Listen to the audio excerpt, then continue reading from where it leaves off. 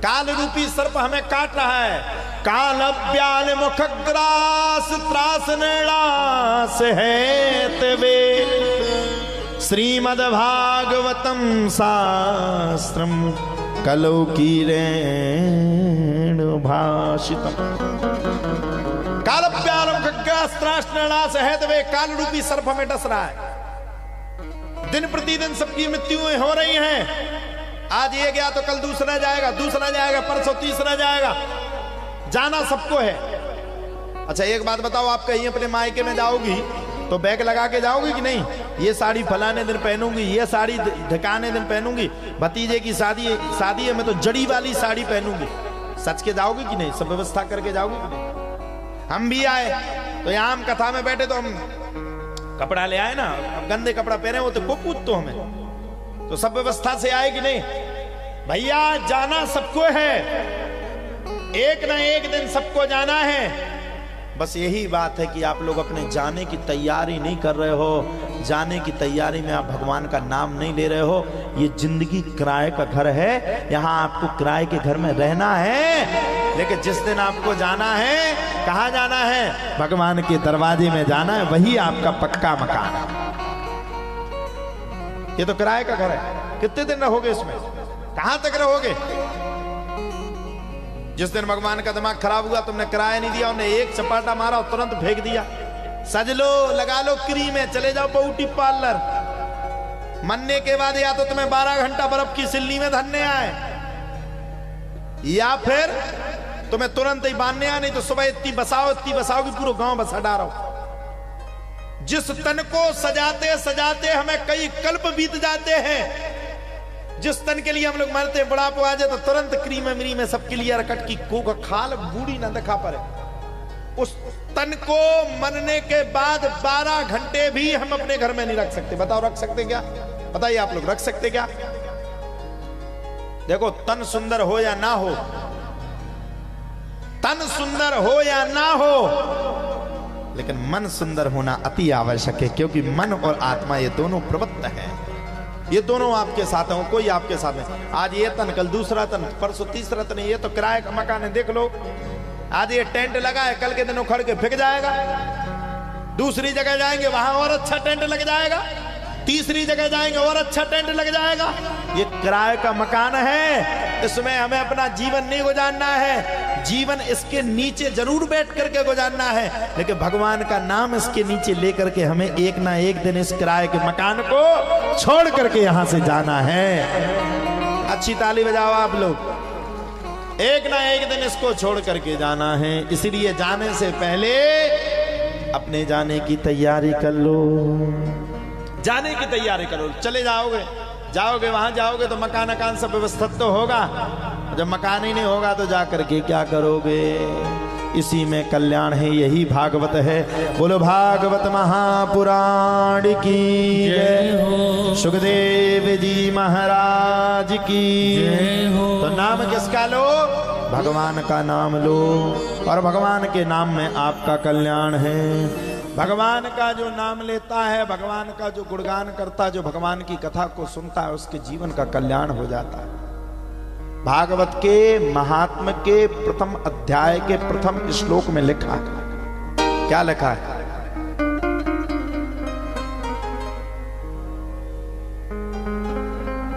सच्चिदानंद रूपाय विश्वोत्पत्त्यादि Hathaway तापत्रय विनाशाय श्री कृष्णाय वयम नमः। ये भागवत के प्रथम अध्याय के महात्म्य में लिखा है।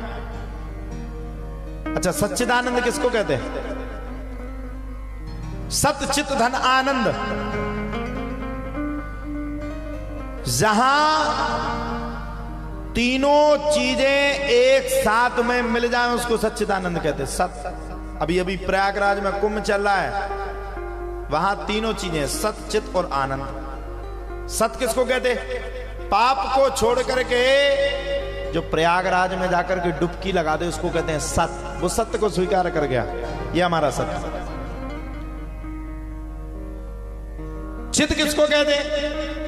चित मतलब हमारा चित अच्छा हो। चित मतलब हमारा भगवान के प्रति जुड़ाव अच्छा हो। चित मतलब जब हम सत्य में डुबकी लगा करके चित में जाते हैं तो कभी वह राम दिखता, कभी वह कृष्ण दिखता, कभी वह हमें बलराम दिखता, कभी वो भागवत में दिखता। यही सत्य धन चित है।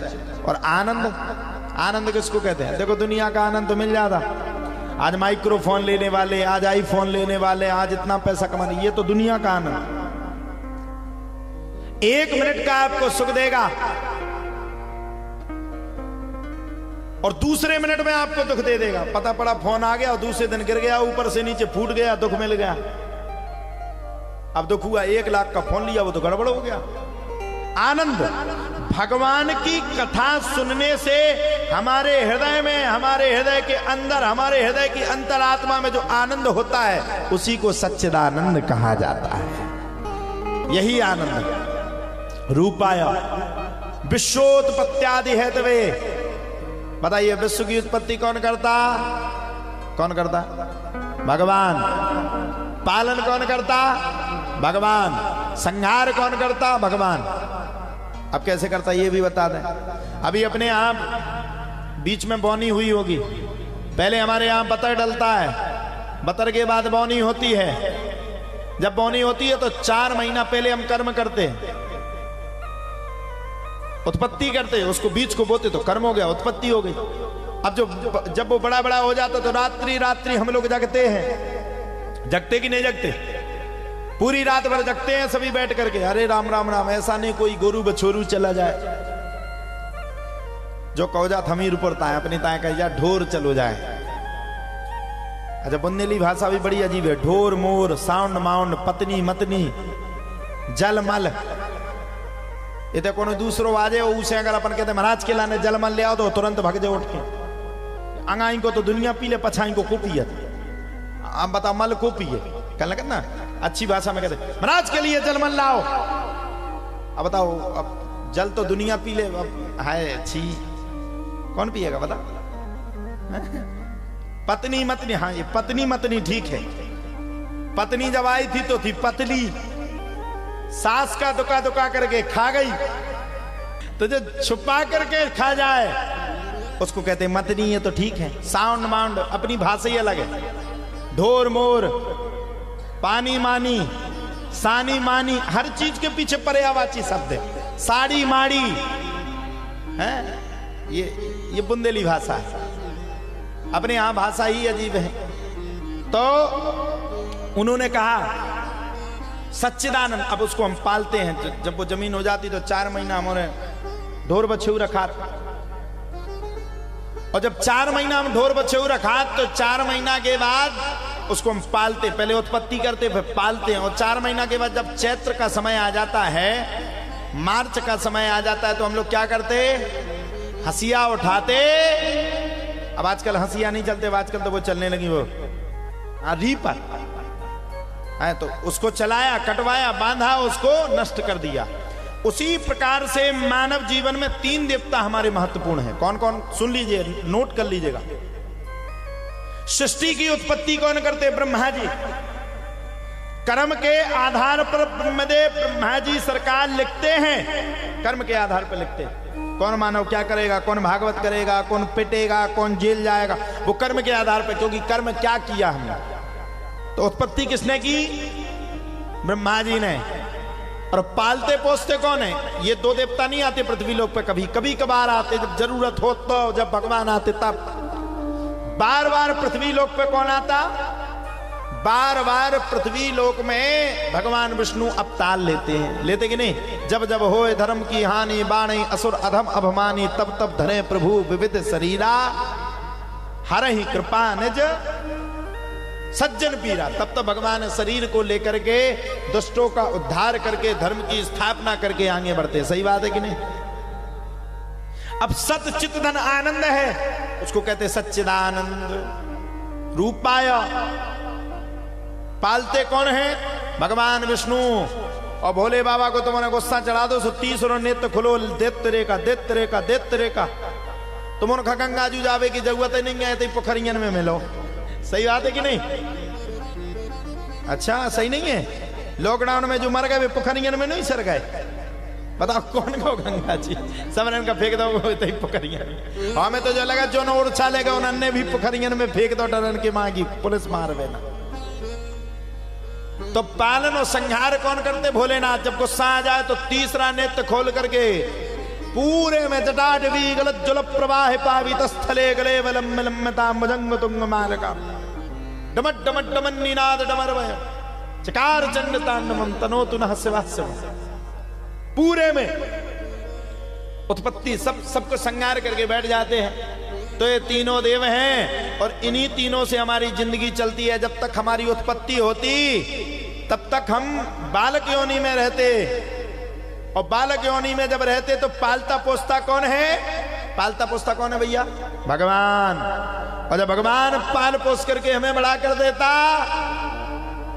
तब अंतिम समय में जब हम जाते हैं तो हमारा जीवन नष्ट हो करके इस शरीर को छोड़ करके हम भगवान की शरण में जाते हैं। विश्वोत्पत्त्यादि हेतु में तापत्रय, तीन ताप है हमारे जीवन में, दैहिक दैविक आदि भौतिक। त्रितापो समानार्थम कहा जाता है। इन तीनों तापों को समान भावना में जो भक्त भगवान की कथा को सुनता है, इन तीनों तापों को समान भावना में रख करके उसका कल्याण कर दिया जाता है। यही भागवत है और यही भागवत की कथा है और यही भागवत सुनने का कल्याणकारी सही शुभ मुहूर्त है।